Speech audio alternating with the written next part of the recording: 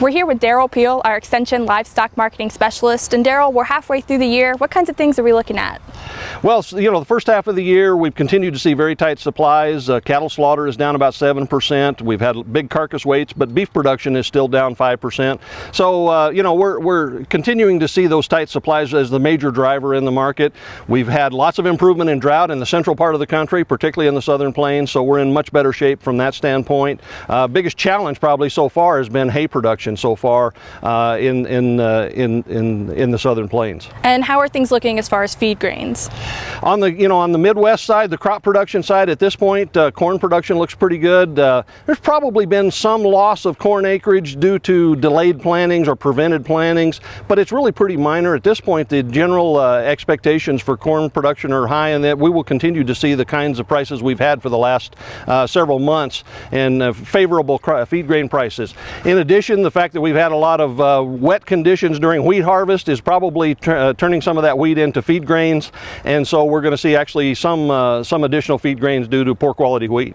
Now, as we move into the second half of the year, what kinds of things are we looking at? The beef industry in total, I think, is really focused on the demand side probably as much as anything. Again, with supply as the major driver, prices are high, retail prices are at record levels, wholesale prices are at record levels, and we continue to be somewhat pleasantly surprised but still nervous about beef demand.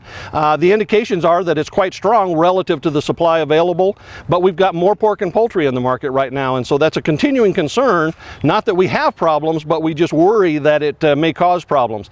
The trade situation, again, high prices, limited supplies, the strong dollar are all factors that affect that, so they're all things that we're generally keeping an eye on. And what does that mean for the individual producer?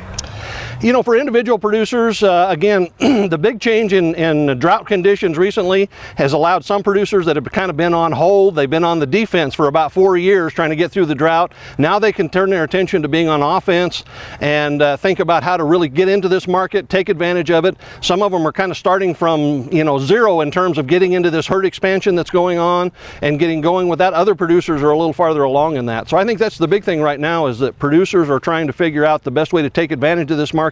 We're going to have another 18 to 24 months of generally strong prices for sure, and producers are trying to figure out how to take advantage of that. All right, thank you, Derrell. We'll see you next time.